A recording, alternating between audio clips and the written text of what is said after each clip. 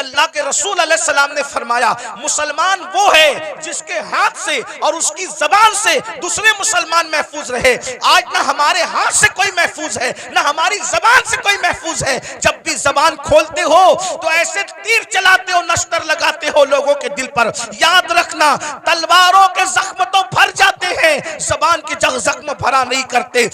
रमजान शरीफ करीब आ रहा है, इरादा करो एक भी रोजा नहीं छोड़ूंगा, सारे रोजे रखूंगा। इरादा करो तरावी नहीं छोड़ूंगा, पूरी तरावी जमात के साथ पढ़ूंगा, नमाज पाबंदी से पढ़ूंगा। अभी से तौबा करो, माहौल बनाओ, जहन बनाओ। और अगर आप दीन के करीब नहीं आए भाई, ऐसे ही आप आवारा गर्दी करते रहे, हराम लुक्मा खाते रहे, गुनाह करते रहे, फिल्में देखते रहे, किसी का कुछ नहीं बिगड़ेगा। आप अपनी आखिरत को बर्बाद करोगे, तबाह करोगे। जब अल्लाह नबी की बीवी को उठा के जहन्नम में डाल सकते हैं, नूह अलैहिस्सलाम की बीवी की शक्ल में, अगर वो हमें जहन्नम में डालेगा, कौन बचाएगा, कौन रोकेगा? बताइए ना। नूह अलैहिस्सलाम अपनी बीवी को बचाएंगे? बोलो नहीं बचाएंगे, बीवी को नहीं बचाएंगे। क्यों? इसलिए कि नबी जानता है जिसमें अल्लाह की रजा उसमें मेरी रजा है। नबी जानता है जिसमें अल्लाह की रजा उसमें मेरी रजा। इब्राहिम अलैहिस्सलाम अपने चचा को बचाएंगे? नहीं बचाएंगे। जिसमें अल्लाह की रजा उसमें मेरी रजा। गौर कीजिए, ये नहीं कह रहा हूं कि नबी बचा नहीं सकता, नबी जिसको चाहे बचा सकता है। अस्तगफिरुल्लाह, बहुत सारे नाजिम लोग 25,000 20,000 सिर्फ झूठ बोलने का लेते हैं। उस कौम को बर्बादी से कौन रोक सकता है जो कौम झूठ बोलने के लिए 25-25 हजार रुपया देती है?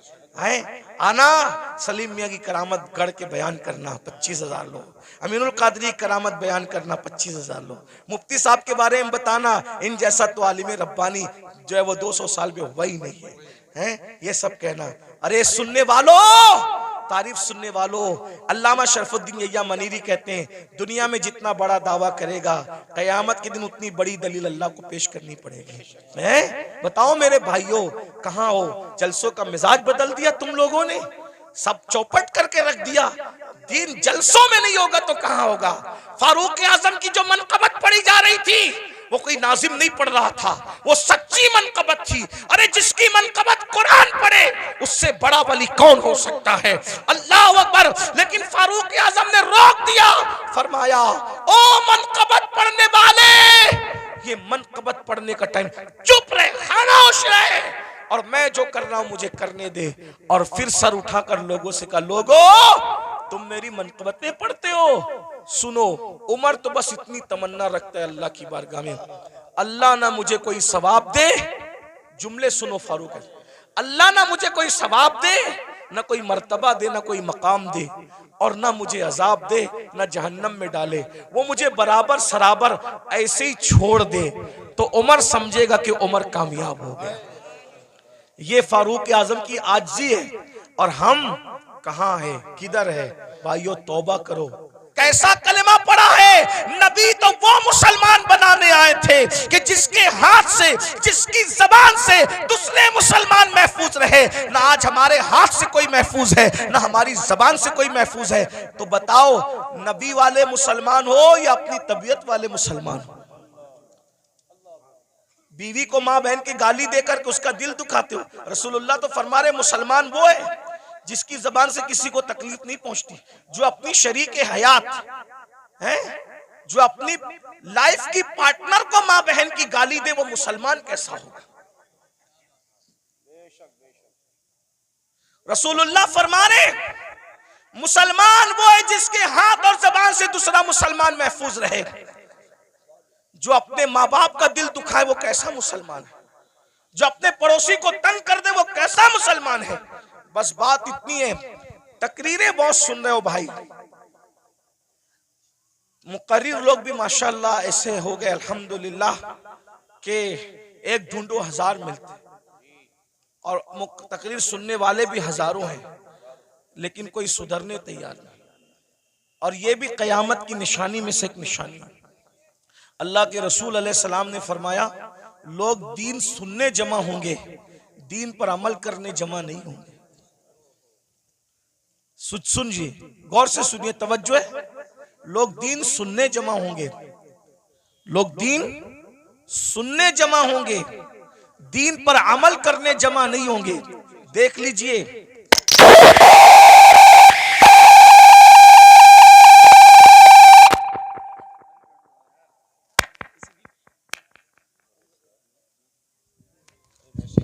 किसी की बच्ची मदरसे में रह गई है, वो रो रही है, उसके माँ बाप जहाँ भी हैं वो अपने बच्चे को जाकर के ले ले, वो रो रही है, छोटी सी बच्ची।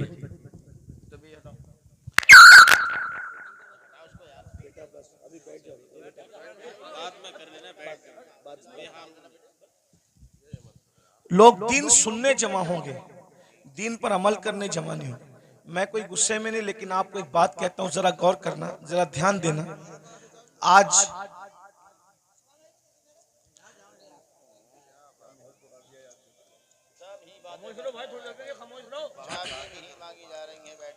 दुरूशी पढ़ने आप लोग सल्लल्लाहु अलैहि वसल्लम, सलात व सलाम अलैका या रसूल अल्लाह सल्लल्लाहु अलैहि वसल्लम। लोग दीन सुनने जमा होंगे, क़यामत की निशानियों में से एक निशानी है, दीन पर अमल करने जमा नहीं होंगे। अभी देखिए सुबह का वक्त है, कारोबार का वक्त है, संडे भी नहीं है, आज संडे नहीं है ना, वर्किंग डे है ना, लेकिन आपको मैं सलाम करता हूँ। आप लोग आराम छोड़ के, नींद छोड़ के, दुकान छोड़ के, कारोबार छोड़ के आए, क्या सुनने के लिए? दीन सुनने के लिए। लेकिन अगर इनमें किसी को कहा जाए कि वादा करो कि आज के बाद तुम नमाज नहीं छोड़ोगे, तो हाथ नहीं उठेंगे लोगों के। और अगर हाथ उठ भी गए तो वो आज ही जोहर से पहले वादा किया, लेकिन जोहर में नहीं पहुंचेगा। ये हंसने की बात नहीं, ये दुख की बात। ये यानी कि माज अल्लाह कहीं ना कहीं जलसा करना जो वो एक रस्म बन गया, कहीं बिजनेस बन गया, कहीं शो बन गया, ये हालात हो गए। हम अल्लाह को मुंह क्या दिखाएं? अल्लाह को मुंह दिखाना है भाई। अगर जज के सामने कल तारीख हो ना, तो बड़े बड़े लीडरों को रात को नींद नहीं आती कि सुबह अदालत में खड़े होना है जज के सामने। हालांकि दुनिया का जज रिश्वत लेकर भी फैसला बदल सकता है, दुनिया का जज मुंह देखकर फैसला कर सकता है, दुनिया का जज चेहरा देखकर फैसला कर सकता है, लेकिन वो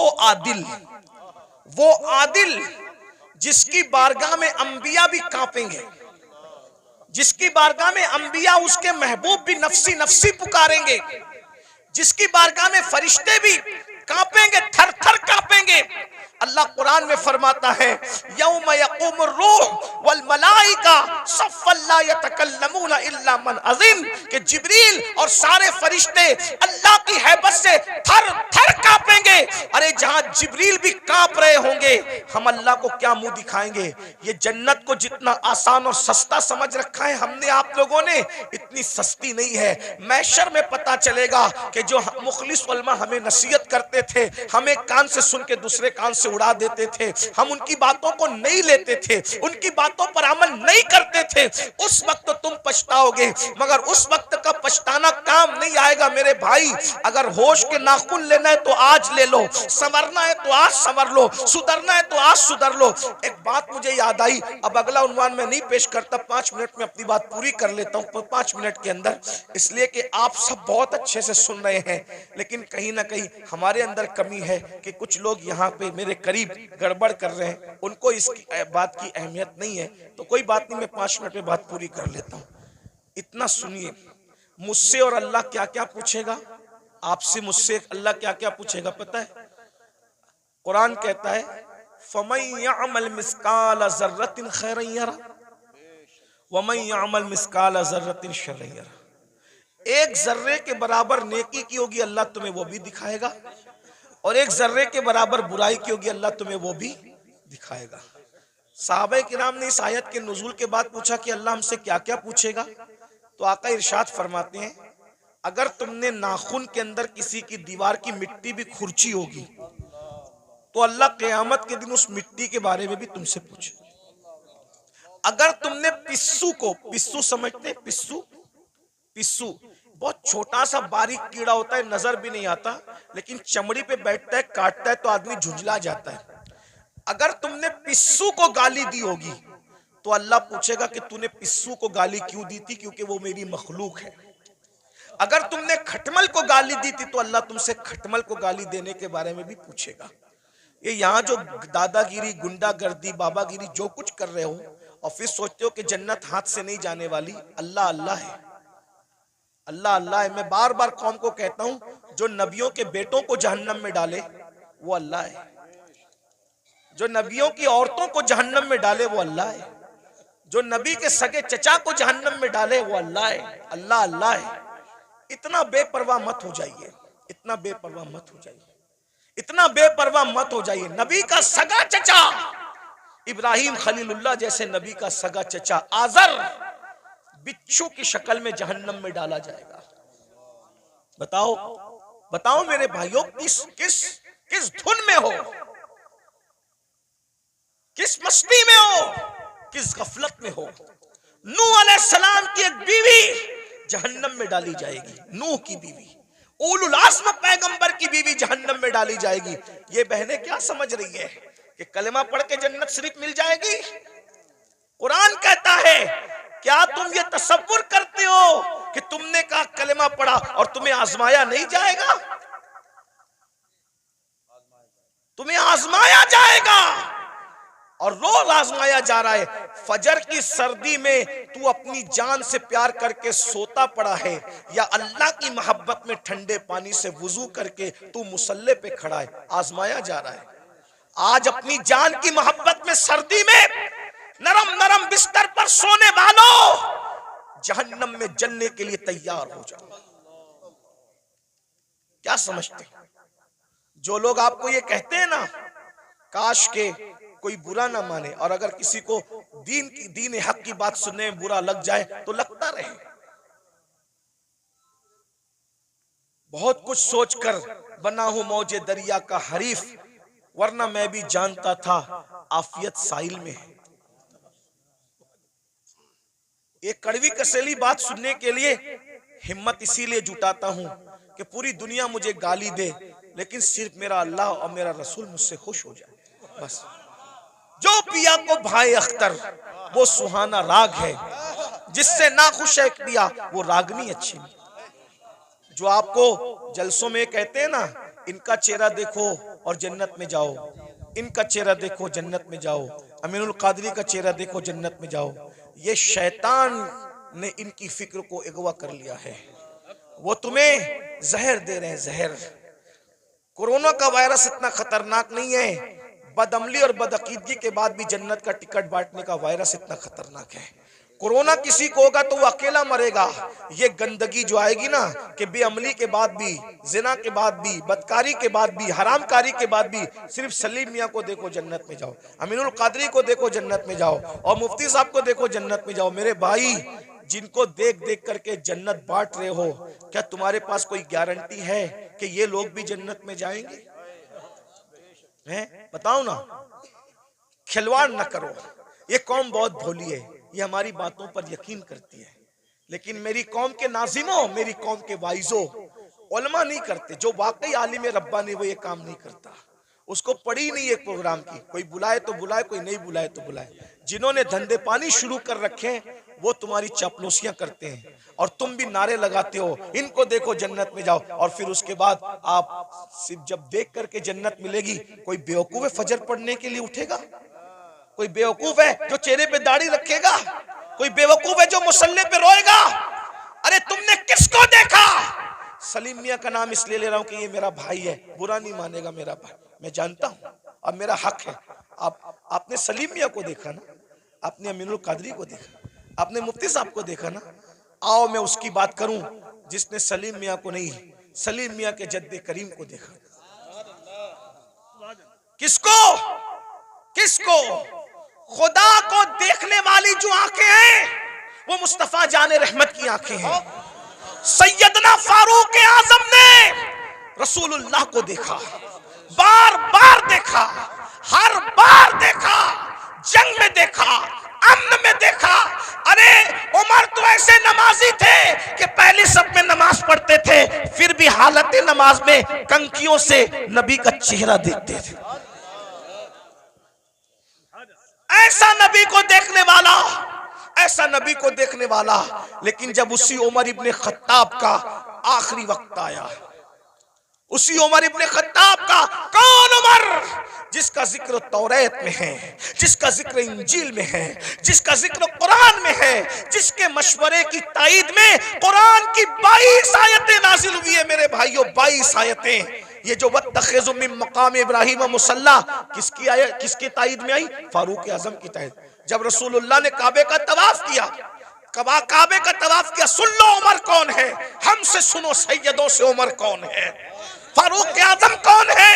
अल्लाह अकबर, फारूक आजम कौन? जब रसूलुल्लाह ने काबे का तवाफ किया तो सहाबा से मशवरा किया कि वाजिबुत तवाफ जो नफिल नमाज है कहाँ पढ़ी जाए। सहाबा का दिल खुश करने के लिए किसी ने कहा काबे के अंदर पढ़िए, किसी ने कहा हतीम में पढ़िए, किसी ने कहा यहाँ पढ़िए, किसी ने कहा वहां पढ़िए। फारूक आजम ने कहा या रसूल अल्लाह, जहाँ आपके दादा इब्राहिम अलैहिस्सलाम के कदम का निशान है वहां पर आप नमाज अदा कीजिए। अभी उमर ये कह रहे थे कि जिब्रील आ गए, कहने लगे वत्तखिज़ु मिन मकाम इब्राहिम मुसल्ला, जहाँ आपके दादा इब्राहिम के कदमों का निशान है उसको अपना मुसल्ला बना लीजिए। शराब की हुर्मत की बात फारूक आजम के मशवरे की ताईद में, पर्दे की बात फारूक आजम के मशवरे की। और कौन फारूक आजम? जिसके बारे में कहा मेरे बाद अगर कोई नबी होता उमर इब्न खत्ताब होता। कौन फारूक आजम? जब फारूक आजम आ रहे हैं, जिब्रील अलैहिस्सलाम रसूलुल्लाह की बारगाह में मौजूद हैं, तो जिब्रील ने फारूक आजम को देख के मुस्कुराया। मेरे सरकार ने कहा क्यों मुस्कुरा रहे हो जिब्रील? हुजूर आपका यार उमर आ रहा है। तो आका ने फरमाया क्या मेरे उमर को आसमान वाले भी पहचानते? मेरे उमर को आसमान वाले भी पहचानते? तो जिब्रील अलैहिस्सलाम कहते हैं हुजूर जमीन वालों से ज्यादा उमर को आसमान वाले पहचानते। और सरकार ने कहा जरा मेरे उमर की शान बयान कर दो जिब्रील। तो जिब्रील ने एक जुमले में शान बयान की, कहते हैं या रसूल अल्लाह, अगर मैं हजरत नूह की उम्र के बराबर यानी 1000 साल की उम्र लेकर के आऊं और उम्र की फजीलत बयान करता रहूं तो 1000 साल खत्म हो जाएंगे मगर उम्र की फजीलत खत्म नहीं हो सकती। इतनी बड़ी हस्ती है ना। रसूलुल्लाह को देखा, रसूलुल्लाह को देखा। अब सुन लो उनका जिंदगी का आखिरी वक्त। फारूक आजम शहीद है, फारूक आजम शहीद हैं। अल्लाह अकबर। और किस हालत में शहीद हैं? हालत नमाज में। आखिरी वक्त आ गया, चारपाई पर फारूक आजम लेटे, पूरा जिस्म खून से लहू लहान है। फारूक आजम लहू लहान है पूरा जिस्म। फारूक आजम अपने बेटों से कहते हैं मेरे बेटों, मेरे बच्चों, तुमने मेरी फर्मा बरदारी की, मैंने जो कहा तुमने मेरी बात मानी, अल्लाह ने मुझे फर्मा बरदार औलाद अता की, आज मेरी फर्मा बरदारी करोगे आखिरी वक्त में? लोगों बच्चों ने कहा जी हुजूर जरूर करेंगे। फरमाया एक काम करो, मुझे चारपाई से उठा के जमीन पे डाल दो। देखो ये फारूक आजम के आखिरी लम्हात है, ये उनकी आजिज़ी है, ये उनकी इनकिसारी है, ये उनका इखलास है। जन्नत का कहाँ ख्वाब देख रहे हो भाइयों? ना वुजू आता है ना गुस्ल आता है। 2 रकअत नमाज जुमा पढ़कर ऐसे भागते हो जैसे स्कूल की छुट्टी होने पे स्कूल के बच्चे भागते हैं। भाइयों जरा सोचो ना, जरा गौर करो ना, जरा गौर तो कीजिए, अपने आप पे रहम कर लीजिए। हम में से कोई अल्लाह के अजाब को बर्दाश्त करने की ताकत नहीं रखता, हम में से कोई जहन्नम का सामना करने की ताकत नहीं रखता। मत अब धोखा दीजिए अपने आप को, मत फरेब कीजिए अपने आप से, अपनी आखिरत को तबाह मत कीजिए। वो मुसलमान बनिए जैसे हुजूर मुसलमान बनाने आए थे। सैयदना फारूक आजम फरमाते हैं मुझे चारपाई से उठाकर जमीन पे डाल दो। जब जमीन पे डाल दिया गया तो फारूक आजम खाक पर अपने चेहरा रगड़ने लगे और रोकर कहते अल्लाह उमर की बख्शिश कर दे। उमर की जिसको रसूलुल्लाह ने जन्नत की बशारत दी उसकी जिंदगी का एंड ये है। उमर की, ये उनका खौफ खुदा है, ये उनकी आजिज़ी है, ये उनकी इनकिसारी है। अल्लाह उमर की बख्शिश कर दे, मगफिरत कर दे। रो रहे हैं, मैं उमर क्या जवाब दूंगा तेरी बारगाह में, उमर क्या हिसाब देगा तेरी बारगाह में। इधर का चेहरा रगड़ते हैं, इधर का गाल रगड़ते हैं और अल्लाह की बारगाह में कहते हैं मुझे माफ कर दे, मेरे बुढ़ापे पे रहम कर दे। किसी ने कहा अमीरुल मोमिनीन आप तो वो है ना, आप वो हैं कि आपने इतना फतुहात, इतने फतुहात किए, ये काम किया दीन का, ये काम किया दीन का, ये काम किया दीन का। सर उठा के कहते हैं ओ मनकबत पढ़ने वाले खामोश, ये मनकबत पढ़ने का टाइम नहीं। क्या कहा?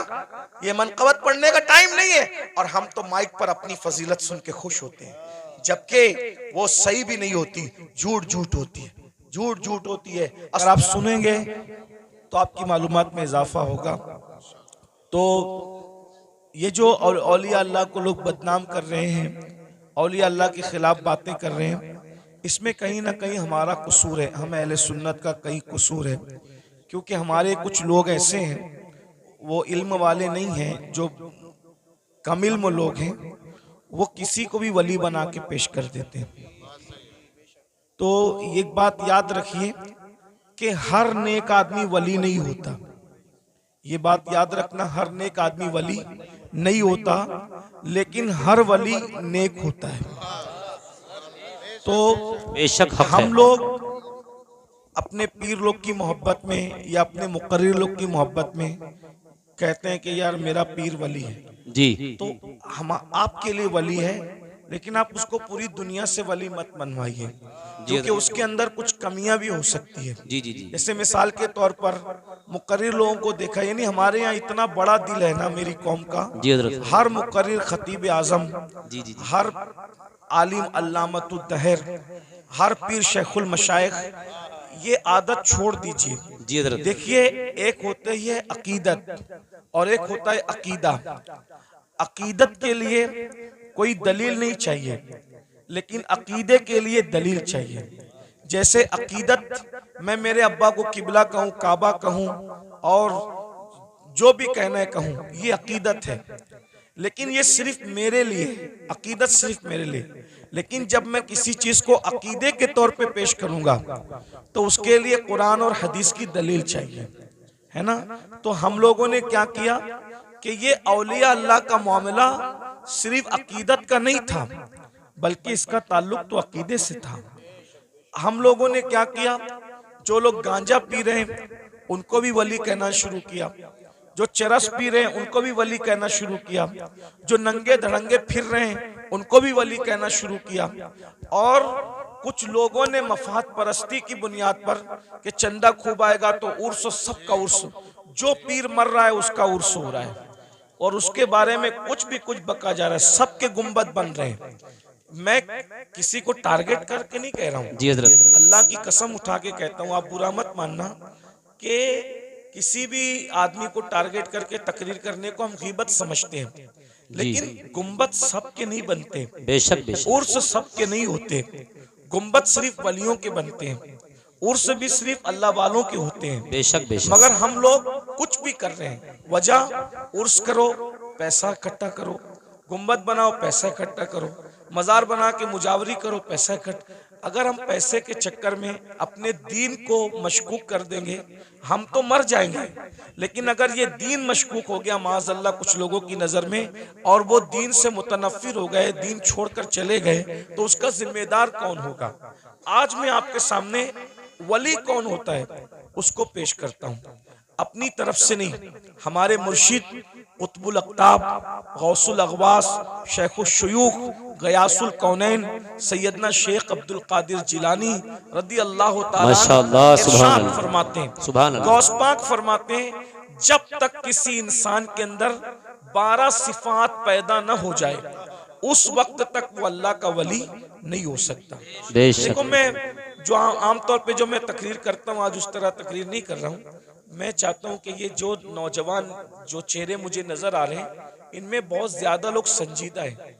तो हम लोग क्या करते हैं पता है, इंसान देखकर पुड़ी बांधते हैं। समझ में आती है बात, यानी जैसा मजमा होता है उसी के मुताबिक हम चाहते हैं तकरीर करें। आप लोग शोर नहीं कर रहे हो ना, तो हम भी शोर नहीं करेंगे, आपको अच्छे से सुनाएंगे।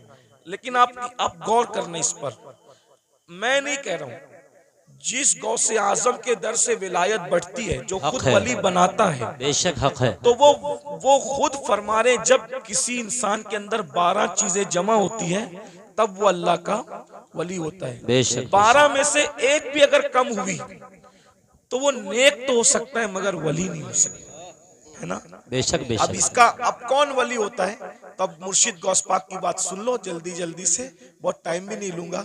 फरमाते हैं वली में 2 सिफात अल्लाह की होती है, यानी वो अल्लाह की 2 सिफात का मजहर होता है।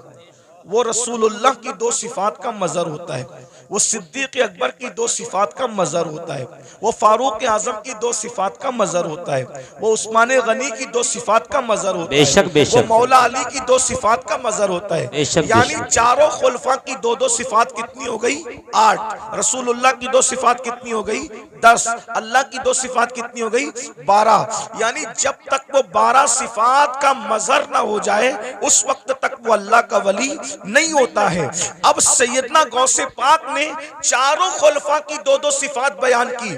मतलब क्या बयान किया? वली न कभी राफजी बन सकता है, न वली कभी नासबी बन सकता है। बेशक, बेशक। वली नासबी भी नहीं बन सकता, राफजी भी नहीं बन सकता। बेशक। जो वली बनेगा वो अहले सुन्नत व जमात में से बने। क्या बात है हजरत, इसलिए माशाअल्लाह कि माशाअल्लाह। नासबी की अहले बैत से नहीं जमती है, जी, नासबी जी। की अहले बैत से नहीं जमती, और राफजी की सिद्दीक व उमर से नहीं जमती। बेशक। हालांकि जब तक इनकी सिफात पैदा न करे उस वक्त तक वो वली नहीं हो सकता। इसीलिए पूरी दुनिया के अंदर पूरी उम्मत जिनकी विलायत पर मुत्तफिक है, सारे वलियों को पढ़कर देख लो, सबका ताल्लुक न नासबियों में होगा न राफजियों में होगा। हर वली आपको सिर्फ और सिर्फ अहले सुन्नत व जमात में नजर आएगा। हक है, बेशक बेशक, जिंदाबाद जिंदाबाद, माशाअल्लाह माशाअल्लाह। शाह जमालुल औलिया को देख लीजिए, उनका ताल्लुक अहले सुन्नत व जमात से है ना। इसी तरीके से आप महबूब इलाही को देख लीजिए, उनका ताल्लुक अहले सुन्नत व जमात से। इसी तरह कुतुबुद्दीन बख्तियार काकी को देख लीजिए, उनका ताल्लुक अहले सुन्नत व जमात से। सैयदना मखदूम अशरफ जहांगीर सिमनानी को देख लो, उनका ताल्लुक भी अहले सुन्नत व जमात से है। 90 लाख मुनकिरों को ईमान की दौलत अता करने वाले गरीब नवाज का ताल्लुक भी अहले सुन्नत व जमात से। वाह वाह वाह, माशाअल्लाह, अब सुभान आपको अल्लाह। पता चला जिनके अंदर वली जैसे हीरे हैं वो सिर्फ और सिर्फ अहले सुन्नत व जमात है। वरना मैं नासबियों को भी चैलेंज करता हूं और राफजियों को भी चैलेंज करता हूं, एक वली लाकर बता दो, क्या बात है एक हजरत, वली, बेशक एक बेशक। वली बता दो अपनी जमात में जो तुम्हारे अकीदे की तायीद करता हूं। नहीं मिलेगा, सारे वली अहले सुन्नत में हक मिलेगा। है, बेशक अब बेशक। बताओ आपको वो रास्ता चलना है जिसमें कोई वली ही नहीं, या वो रास्ता चलना है जिसमें वली ही वली है? बेशक ये बेशक फैसला आपको करना है ना, बेशक ये बेशक। फैसला आपको करना है। और राफजियों ने ढूंढ ढांड कर एक वली निकाला था, कहा कि लाल शहबाज कलंदर हमारी जमात के वली हैं। तो लाल शहबाज कलंदर के बारे में हमने पूछा कि लाल शहबाज कलंदर का नाम तो बताओ। लाल शहबाज कलंदर कोई नाम थोड़ी होता है, ये तो उनका लकब है। राफजी ढूंढ ढांड करके लाए एक वली को, कहा ये हमारा वली है। हमने कहा आपका है, कब्जा आपका हो सकता है दरगाह पर, लेकिन पहले उसका नाम तो बताओ, नाम क्या है। जब नाम ढूंढ करके लाए तो क्या नाम निकला? सैयद उस्मान मरवंदी। मैंने कहा राफजी लोग तो उस्मान नाम रखते ही नहीं, ये नाम भी तो अहले सुन्नत व जमात का है। वाह वाह वाह, ये नाम भी तो अहले सुन्नत व जमात का है। तो लाल शहबाज कलंदर सैयद बादशाह जरूर है, लेकिन उसका नाम भी क्या है? उस्मान है। और उस्मान नाम आपको कभी राफजियों में नहीं मिलेगा। अबू बकर नाम आपको सुन्नियों में मिलेगा, उमर नाम आपको सुन्नियों में मिलेगा, उस्मान नाम आपको सुन्नियों में मिलेगा। अब आपको इतना पता चल गया राफजी ये नाम नहीं रखते। लेकिन एक बात मैं आपको बता दूं, अब सुन्नी कौन कौन? तो अल्लाह अकबर, हम मौला अली के घर में देखते हैं तो वहां पर अबू बकर नाम का बेटा भी मिल रहा है, उमर नाम का बेटा भी मिल रहा है, उस्मान नाम का बेटा भी मिल रहा है। अल्लाह अकबर, अंदाजा फरमाए। तो इसलिए वो रास्ता इख्तियार करो जिस रास्ते पे मौला अली थे, वो रास्ता इख्तियार करो जिस रास्ते पे इमाम हसन थे, वो रास्ता इख्तियार करो जिस पर इमाम हुसैन थे। अब वो 12 सिफात कौन सी है उसको सुन लीजिए। 2 सिफात, अल्लाह की 2 सिफात का मजहर होता है। अल्लाह की 2 सिफात क्या है? सिफत सत्तारी और सिफत गफ्फारी। सिफत सत्तारी और सिफत गफ्फारी। यानी जो वली होगा सत्तारी सिफत का मजहर होगा। सत्तार किसको कहते हैं? ऐब छुपाने वाला। यानी जो वली लोग होते हैं ना, वो लोगों के ऐब जाहिर नहीं करते, वो लोगों के ऐबों पे पर्दे डालते हैं। जी जी। अब आप इसमें चेक कर लीजिए कितने रदी अल्लाह और कितने रहमतुल्लाह अलैह बाहर निकल रहे हैं। देखिए जी जी जी जी, क्या बात है हजरत। जी जी जी, गौर कीजिए ना। इसलिए कि हाथ में तस्बीह और बगल में मुसल्ला, इससे वली नहीं बनता। अल्लाह की शान सत्तारी का मजहर बनता है, यानी वो किसी का ऐब खोलता नहीं है। इसीलिए आप देख लें वली लोग कभी आपको किसी की गीबत करते नहीं मिलेंगे। बेशक बेशक। वली लोग कभी किसी के ऐप से वो ऐप पे पर्दे डालते हैं। कैसे पर्दे डालते हैं उसकी एक मिसाल बताऊं आपको, देखिए कैसे पर्दे डालते हैं। एक बहुत बड़े वली हैं हजरत हातिम असम, अल्लामा अब्दुल रहमान जामी रहमतुल्लाह अलैह ने अपनी किताब नफातुल उन्स में ये वाकया लिखा। आप भी वली बन सकते हो, विलायत का दरवाजा बंद नहीं हुआ, वली आप भी बन सकते हो। 12 सिफात सुन लो, अपने अंदर पैदा करो, कोशिश करो। अल्लाह पाक की बारगाह में फैजान बंद नहीं होता, बल्कि वो तो ये फरमाता है जो मेरी तरफ चल कर आता है मेरी रहमत उसकी तरफ दौड़ कर जाती है। कोशिश करो ना।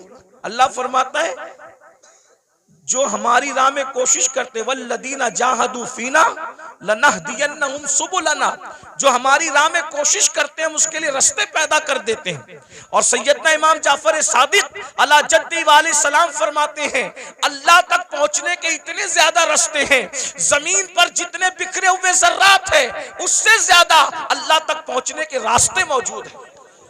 बेशक बेशक जिंदाबाद। कोशिश करो अल्लाह तक पहुंचने की, कोई मुश्किल नहीं है, बल्कि अल्लाह तक पहुंचना बहुत आसान है। विलायत का निसाब बहुत आसान है। बेशक तो बेशक। हातिम असम के बारे में अल्लामा जामी लिखते हैं, हातिम असम, असम अरबी जबान में बहरे को कहते हैं, बहरा।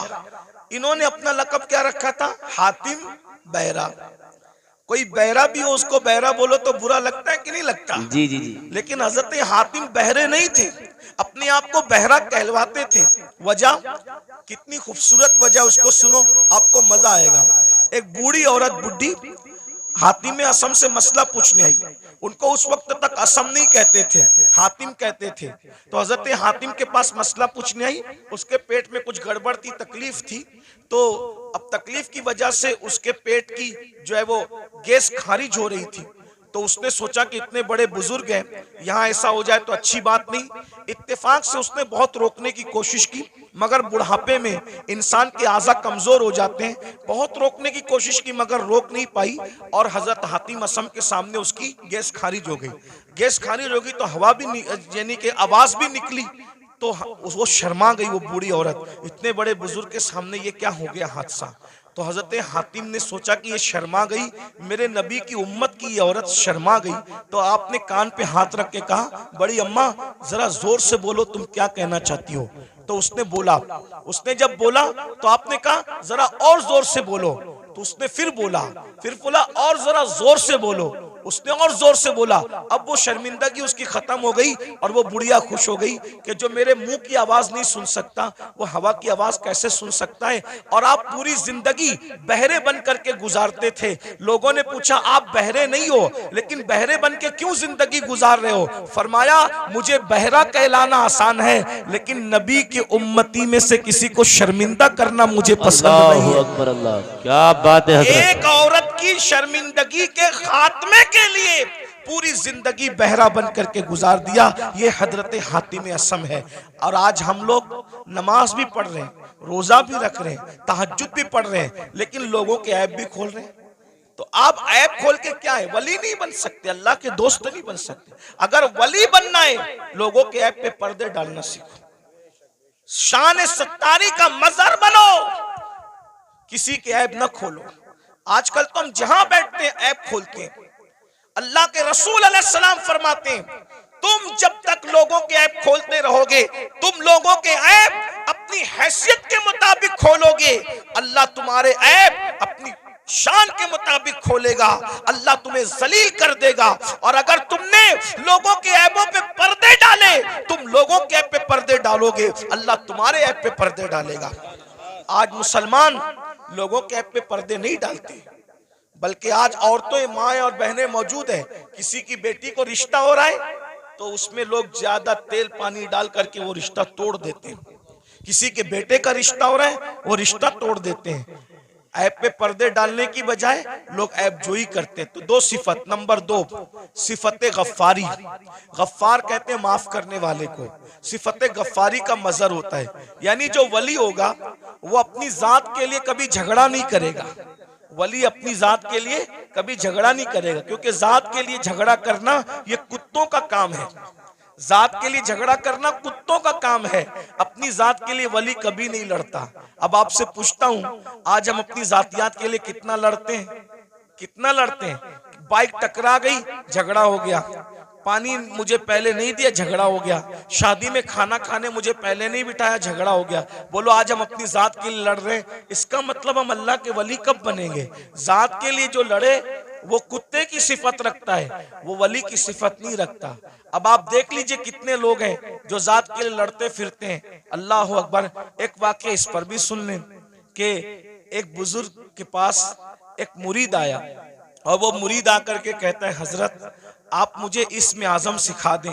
अगर आपने मुझे इस्म आज़म सिखा दिया तो मैं उस इस्म आज़म के जरिए से बहुत काम लूंगा। इस्म आज़म क्या है उसको सुन लें।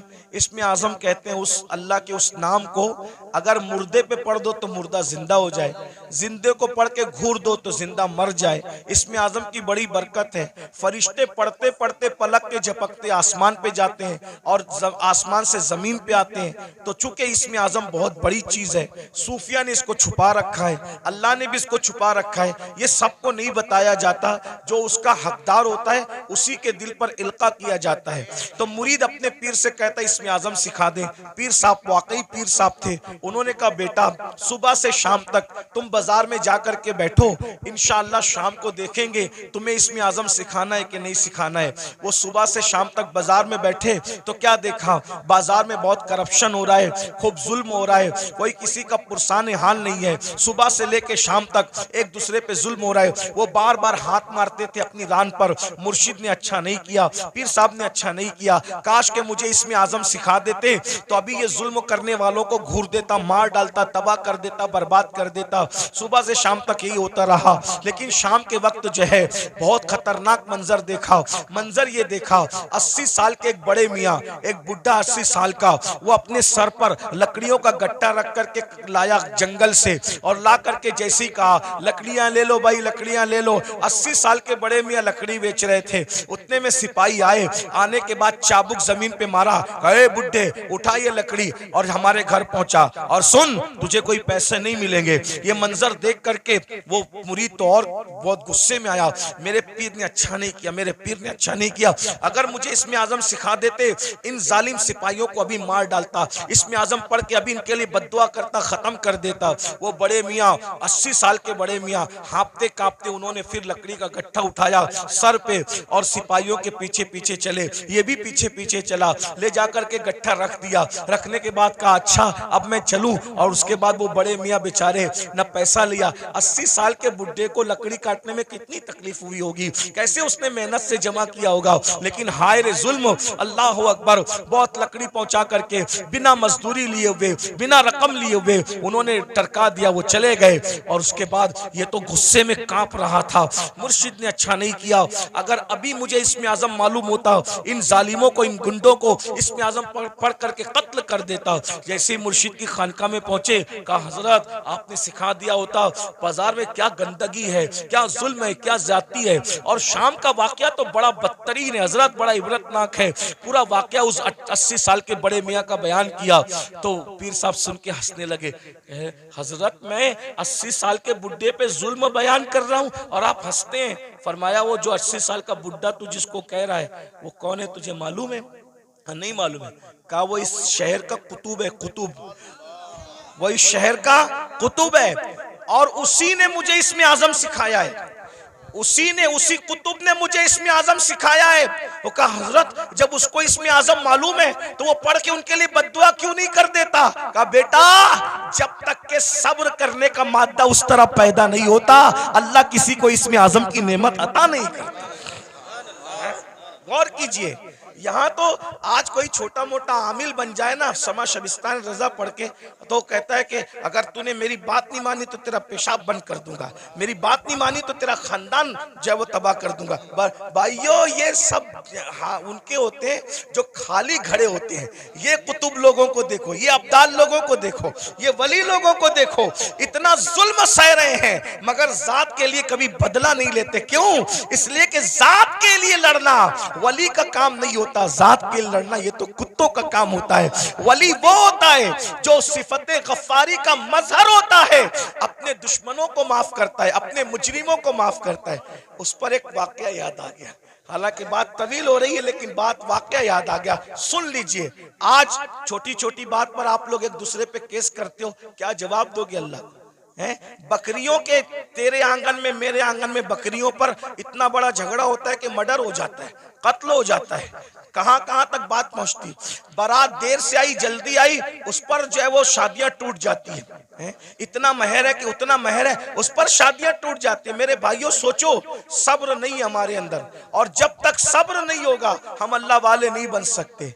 एक दिन क्या हुआ, इमाम हुसैन के कातिलों में से कातिल मदीने मुनव्वरा आया, मदीने तैयबा आया। और जब मदीना तैयबा आया तो लोगों ने सोचा कि कातिल इमाम हुसैन, कातिलों में से कातिल मदीने मुनव्वरा आया, तो सारे मदीने वालों ने इमाम हुसैन की मोहब्बत में अपने दरवाजे बंद कर दिए। सब ने दरवाजे बंद कर दिए, सबके दरवाजे बंद हो गए। इमाम ज़ैनुल आबिदीन का दरवाजा हमेशा बंद रहता था, किसी से मिलते नहीं थे। लेकिन जब उनको किसी ने इत्तला दी, हजरत हजरत करबला में का एक शख्स जो आपके बाबा का कातिल है वो मदीने मुनव्वरा आया, और सबने अपना दरवाजा बंद कर दिया। इमाम ने अपना दरवाजा खोल दिया, कहा उसको बुला कर लाओ। वो आया, इमाम ने दस्तरखान बिछाया, उसको खाना खिलाया, पानी पिलाया। उसने खाया भी पिया भी, और खाने और पीने के बाद कहा, ऐ अली, इमाम ज़ैनुल आबिदीन का असली नाम अली है, कहा ऐ अली, शायद तुमने मुझे पहचाना नहीं, या शायद तुम मुझे भूल गए। आपने फरमाया कैसे नहीं पहचाना, अरे ये मदीने वाले क्या करबला में थे? कहा नहीं थे। कहा जो करबला में नहीं थे उन्होंने तुझे पहचान लिया, मैं तो करबला में मौजूद था ना, मैं तुझे कैसे नहीं पहचानूंगा? वो तू ही जालिम है ना, तेरे कहने पे मेरे बाबा के जिस्म पे घोड़े दौड़ाए गए थे, मेरे नन्हे से भाई के हलक पर तीर चलाया गया था, मेरी फूफियां, मेरी अम्मियां, मेरी बहनों के दुपट्टे छीने गए थे, तू ही वो जालिम है ना। अल्लाह अकबर। जब उसने ये सुना लरस गया, हाँ मैं वो हूँ। आपने पहचाना कहाँ? पहचानने के बाद भी ये सुलूक किया? तो इमाम ज़ैनुल आबिदीन ने फरमाया जो तूने किया वो तेरे खून की तासीर थी, जो मैंने किया ये मेरे घर की रिवायत है। हम आले मोहम्मद दुश्मनों के साथ ऐसे ही सुलूक करते हैं। अगर करबला वालों से मोहब्बत है, बताओ बाप के दुश्मन के साथ, बाप के कातिल के साथ इमाम ज़ैनुल आबिदीन ने क्या सुलूक किया, और हम अपने समधियों के साथ क्या सुलूक करते हैं, अपने भाइयों के साथ क्या सुलूक करते हैं, अपने पड़ोसियों के साथ क्या सुलूक करते हैं, अपने रिश्तेदारों के साथ क्या सुलूक करते हैं। भाई एक मुंह किसी को अच्छा नहीं कहते, जबकि लेकिन हम अल्लाह का जितना अदब करते हैं उससे ज्यादा अदब अल्लाह का अंबिया करते हैं। मौला जो तेरी रजा वो हमारी रजा, ये कुफ्र पर मरे हम इनको नहीं बचाएंगे, तूने मना कर दिया हम नहीं बचाएंगे। हाँ अगर तूने इजाजत दी तो जिनको हम पहचानते भी नहीं है हम उसको बचा लेंगे, उनको बचा ले। नबी साहिब इख्तियार होता है, मजबूर नहीं होता, लेकिन नबी की अल्लाह से मोहब्बत और अल्लाह की बारगाह का अदब यह है कि कोई नबी अल्लाह का कहना नहीं तोड़ेगा। एक आखिरी बात आई, मैं वो बात कहने चला था फिर बीच में बात आ गई। हम अल्लाह को क्या जवाब दें? लोग जिना कर रहे हैं, ये नौजवान छोकरे आज के 16-16, 17-17 साल की उम्र में जिना करते हैं, लड़के लड़कों के साथ बदकारियां करते हैं, क्या क्या जुर्म करते हैं, बुराइयां करते हैं। अल्लाह को क्या जवाब दोगे? अल्लाह के सामने बोल पाओगे कि हम जिना करके आए? बोलो, अल्लाह के सामने बोल के आओगे हम औरतों के पाप की नजर डाल के? अल्लाह के सामने बोल पाओगे कि हम बदकारी करके? बताओ कुछ बोल पाओगे? नहीं बोल पाओगे। भाई हम जब अपने पीर के सामने नहीं बोल सकते तो अल्लाह के सामने क्या जवाब दें? मेरे इमाम कहते हैं करीम अपने करम का सदका, लई में बेकद्र को न शर्मा, तू और रजा से हिसाब लेना, रजा भी कोई हिसाब। और कहते हैं सदका प्यारे की हया का, न ले मुझसे हिसाब, बख्श बे पूछे लजाए को लजाना क्या है। बहुत कठिन मंजिल है। हदीस पाक में आता है, अल्लामा इब्ने कसीर ने इस हदीस को लिखा है कि अल्लाह ईसा अलैहिस्सलाम को अपनी अदालत में खड़ा करेगा। किसको? किसको? पहचानते हो ईसा अलैहिस्सलाम को? हमारे नबी से पहले जो नबी आए वो कौन थे? ईसा अलैहिस्सलाम। और ईसा अलैहिस्सलाम कौन है आपको पता है? ये कंवारी मरियम, जिसको किसी मर्द ने हाथ भी नहीं लगाया, अल्लाह ने बिन बाप का कंवारी बतुल मरियम से ईसा अलैहिस्सलाम को पैदा किया। सुभान अल्लाह। अल्लाह ने इनको झूले में बोलने की ताकत अता की। ये कलिमतुल्लाह है, रूहुल्लाह है। इनको जब सूली देने की साजिश की गई तो अल्लाह ने इनको आसमानों पे उठा लिया। अब ध्यान देना, जब ये आसमानों पे उठा लिए गए तो इनके मानने वालों ने इनको कहा कि ईसा खुदा का बेटा था और मरियम खुदा की बीवी थी। माज़अल्लाह, अल्लाह का कोई बेटा नहीं है, अल्लाह की कोई बीवी। लेकिन उनके मानने वालों ने ये गंदगी फैला दी। तो अल्लाह उन मानने वालों ने जो गंदगी फैलाई ना, उस गंदगी के खात्मे के लिए, यानी अल्लाह हजरत ईसा से हिसाब लेने के लिए नहीं, तवज्जो, अल्लाह जानता है कि ईसा पाक है, मासूम है, उन्होंने कोई कसूर नहीं किया, लेकिन मैदान महशर में ईसाइयों को, क्रिश्चियन को रुस्वा करने के लिए, ईसाइयों को रुस्वा करने के लिए अल्लाह हजरत ईसा को अपनी अदालत में खड़ा करेगा। और अपनी अदालत में खड़ा करके अल्लाह पूछेगा कि ऐ ईसा, क्या तुमने इन ईसाइयों को, अपने मानने वालों को यह कहा था कि तुम अल्लाह के बेटे और तुम्हारी मां अल्लाह की बीवी है? तुमने ये बात कही थी? एक अल्लाह कौन सा सवाल करेगा? एक, हालांकि वो खुद बयान कर चुका कुरान में कि ईसा ने ऐसी कोई बात अलैहिस्सलाम नहीं कही, बयान हो गया सब। लेकिन वहां ईसाइयों को रुस्वा करने के लिए और शान ईसा को बताने के लिए कि ईसा अलैहिस्सलाम का दामन इस गंदगी से पाक है, अल्लाह पूछेगा तुमने ये बात कही थी ईसा? एक सवाल, अल्लाह सिर्फ एक सवाल करेगा ईसा जैसे पैगंबर से, उस मासूम से। तो मेरे आका की हदीस है, इसी एक सवाल पर ईसा अल्लाह से इतना डर जाएंगे कि उनके हर बाल से खून की फुहार निकलेगी, हर बाल से खून की फुहार। अल्लाह ने मुझसे सवाल कर लिया, मैं जवाब क्या दूं? अब बताएं, जब मासूम से अल्लाह सवाल करे तो उनके बाल बाल से खून की फुहार निकलेगी। पूरी जिंदगी हमने नमाज नहीं पढ़ी, अल्लाह पूछेगा तूने नमाज क्यों नहीं पढ़ी थी? क्या जवाब होगा? हैं? क्या जवाब? रात के 3-3 बजे तक गंदी फिल्में देखते थे, क्या जवाब होगा? दोस्ती लड़कों से इसलिए करते थे कि उनके साथ बदकारी करें, कौमे लूत का अमल करें। आका फरमाते हैं, जे कौमे लूत का अमल करने वाले लोग जिस बस्ती में रहते हैं, बस्ती वालों को मालूम है, मना नहीं करते, अल्लाह उस बस्ती पर एक दिन में 36 मरतबा लानत नाजिल करता है। कौमे लूत का अमल करने वाला कहीं भी मरेगा, वो अपनी कब्र में नहीं रह सकता, फरिश्ते उसको उठा के ले जाके वहां फेंक देते जहां कौमे लूत पे अजाब आया था। भाइयों, अपनी आखिरत ये दुनिया है। एक गालिब ने इसीलिए कहा था, डुबाया मुझको होने ने, न मैं होता तो क्या होता। सारा तो होने का झगड़ा है, इसलिए अब दुनिया में आ गए हो, सुधरो, तौबा करो, अल्लाह से डरो, अल्लाह के कानून के मुताबिक जिंदगी गुजारो। अल्लाह हम सबको तौफीक अता फरमाए। और आप सबको ये बात देखो, किसी भी जलसे में जाओ, चाहे मैं आऊं, चाहे कोई भी आलिम आए, कोई पीर आए, ये जो आप लोगों के अंदर ये आदत पड़ गई ना सेल्फी की, ऐसे धक्का दे करके कहते हो फोन करो, अदब कहाँ गया? मेरा अदब मत करो, मैं तो कोई काबिल ही नहीं, मेरी अपनी बात नहीं कर रहा, लेकिन जो अल्लाह वालों को ऐसे कोनी मार करके ऐसे सेल्फी ले रहे हो, इस सेल्फी से क्या होगा? पहले के लोग, इन बूढ़ों से पूछो, अल्लाह वालों से मिलते थे तो दुआ कराते थे, दुआ करा, क्यों? हजारों साल की मेहनत जहां नहीं पहुंचाती, वहां अल्लाह वालों की दुआ पहुंचाती। और आप लोग दुआ नहीं लेते, ये शैतान का दाव है आप लोगों पे कि दुआ से रोकने के लिए तुमको सेल्फी में मुब्तला कर दिया। और आप लोग सेल्फी, मोबाइल, हर जगह मोबाइल, हर जगह मोबाइल, सेल्फियां ले, क्या करोगे सेल्फी लेके? क्या फायदा है सेल्फी लेने का? मैं अभी हराम और नाजायज की बहस में नहीं पढ़ रहा हूं, लेकिन इतना कहता हूं, फायदा क्या? बताइए, क्या कर रहे हो? अल्लाह वालों का अदब करो, अदब सीखो। इनकी अदब की नजर पड़ेगी। वो एक गुलाम था जिसका नाम शमसुद्दीन था, शमसुद्दीन नाम का एक गुलाम था, लड़का था, बगदाद में गुलामी करता था बादशाह की। बादशाह ने कहा कि जा और जा करके फुला काम कर।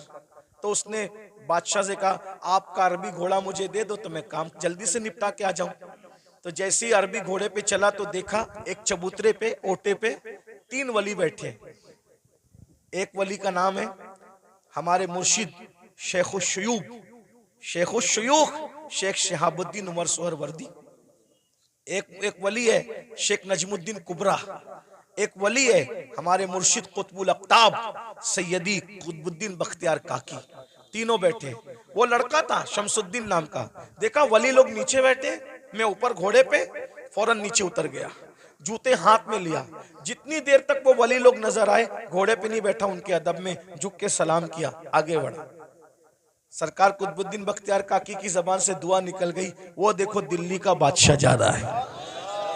क्या कहा? वो देखो दिल्ली का बादशाह जा रहा है। किसी ने लुकमा दी, हजरत वो दिल्ली का बादशाह नहीं, वो मैं पहचानता हूँ, वो लड़का है शमसुद्दीन बादशाह का गुलाम है। कहा जो हमारा अदब करे और वो हमारी जबान से निकल जाए दुआ, फिर अल्लाह उसको रद्द करे, ऐसा नहीं होता। हमने कह दिया दिल्ली का बादशाह, तो जब तक ये मरेगा नहीं तब तक दिल्ली का बादशाह बनेगा नहीं है। उस वक्त तक मौत नहीं आएगी जब तक दिल्ली का और दुनिया ने देखा ख्वाजा कुतुब की जबान से दुआ निकली, अल्लाह ने कैसे पूरी किया। वो गुलाम से आजाद हुआ और दिल्ली का बादशाह बना। उसी बादशाह को दुनिया सैयदी शमसुद्दीन अल्तमश के नाम से जानती है। दुआ लो, दुआ लो। ये जो हंगामा का माहौल रहता है, इधर धक्का दे उधर धक्का दे, ऐसा मत करो। हमें कोई बुरा नहीं लगता, हम आपस में डिस्कस करते हैं, तुम लोग जो करते हो मोहब्बत में करते हो, लेकिन हमारी मोहब्बत में आप मजमे को धक्का देते हो। जहाँ 40 मोमिन जमा होते हैं उसमें एक अल्लाह का वली होता है। मुझ गुनहगार से मिलने के लिए आप किसी वली को धक्का दे दोगे तो अल्लाह तुमसे भी नाराज हो जाएगा और मुझसे भी नाराज हो सकता है। इसलिए भाई अगर हजर अस्वद चूमने की बात हो तो धक्का दे के हजर अस्वद नहीं चूम सकते, तो धक्का दे के किसी से मुसाफा कैसे कर सकते हैं? ये सब आपको सीखना होगा। डिसिप्लिन। कल रात भी ऐसा हुआ और होता ही रहता है। ऐसा लगता है जैसे झगड़ा हो रहा है, ऐसा लगता है जैसे झगड़ा हो रहा है। अब ये क्लिपें चलेगी, आप तो मोहब्बत में मिलने तड़प रहे हो, लेकिन अगर कोई हुकूमत को ये पहुंचा दे कि देखो ये जलसों में ये लोग झगड़ा करते हैं, तो क्या ये क्लिपें आपके जलसों के बंद करने का सबब नहीं बन सकती हैं? बोलेंगे तुम लोग तो झगड़ा, आप झगड़ा नहीं कर रहे हो, लेकिन भाई जो वो मुखालिफिन को तो एक बहाना चाहिए ना कुछ भी काम हुकूमत से करवाने का। तो आप यही महफिल नहीं जिसमें मैं हूं वही नहीं, कोई महफिल हो आप डिसिप्लिन का मुजाहरा करें। आपको देखकर ऐसा लगे यार ये लोग इतने डिसिप्लिन वाले हैं, तो इनके आका के जो सहाबा होंगे उनके पास कैसा डिसिप्लिन होगा, वलियों के पास। अभी सैयद सलीम मियां साहब मुझे कह रहे थे नाश्ते पर कि यार दुबई में कैसी महफिल थी, सब सन्नाटे में सुन रहे थे। तो मैंने कहा भाई आपको सीखना होगा। देखो अपने को आज तक जो हुआ मामलात मेंटेन करने होंगे, माहौल बनाना होगा। और मैं आप मुंतजिमिन से कहता हूं स्टेज पे सिर्फ उलमा को बिठाया करो। ये जो स्टेज का मेयार आपने खराब किया है ना मुंतजिमिन ने, फला सेठ भी बैठ रहा है, फला सेठ लोगों को कुर्सी दो नीचे, समझे? हर जगह सेठों के बिठाने की नहीं होती। जिसका जो हमारे दादा मुर्शिद हुजूर मुफ्ती आजमीन के दौर में कभी कोई दाढ़ी मुंडा कोई सेठ इस स्टेज पे बैठ नहीं सकता। स्टेज पे सिर्फ उलमा बैठते थे। एक शायर साहब दाढ़ी मुंडे स्टेज पे आ गए, सरकार मुफ्ती आजम ने उनको कहा जब तुम रसूलुल्लाह की शरीयत का एहतराम नहीं कर सकते तो तुम्हें मिंबर रसूल पे बिठाया नहीं जा सकता।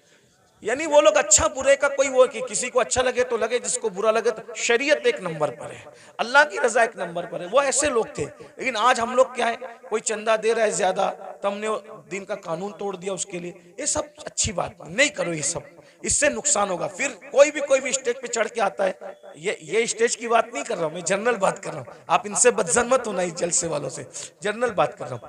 तो ये सब मत करो। जिसका जहां मकाम है, उलमा जहां बैठते हैं उलमा बैठे, सेठ लोग मुखय्यर लोग जहां बैठते हैं उनको कुर्सी दे के बिठा दो, सियासी लीडर आना है उनको कुर्सी दे के बिठा दो, सबको इज्जत दो। मैं ये नहीं कह रहा हूं किसी को जलील करो, सब हुजूर का जो उम्मत है वो इज्जत के काबिल है, लेकिन जो कुर्सी में बैठे उसको कुर्सी दे दो, अच्छे से बिठा दो। स्टेज पे सिर्फ उलमा रहे, मुतशर्रा रहे। और जो मेरे स्टेज पे बैठे हुए लोग हैं उनसे भी कहता हूँ आप लोग भी फोटो वोटो न खींचे। देखो हमारे बुजुर्गों ने फरमाया कि अगर आलिम दीन अगर जो है वो सुन्नत तर्क करेगा तो पब्लिक फर्ज पढ़ना छोड़ देगी, समझे? आलिम अगर चलते चलते रास्ते से टोपी उतारेगा तो पब्लिक, हाँ वो नहीं कहना चाहता था, सही कहा जी, सही कहा, यही कहा हुजूर मुफ्ती आजम ने, यही कहा। लेकिन कुछ चीजें माइक पे कहने की नहीं होती। आप अल्लाह आपको जज़ाए खैर दे, मेरा काम आसान कर दिया। यानी तुम टोपी उतार के सर नंगा करोगे, लोग अपना पूरा वजूद बगैर कपड़े का कर लेंगे, इसका ख्याल करें।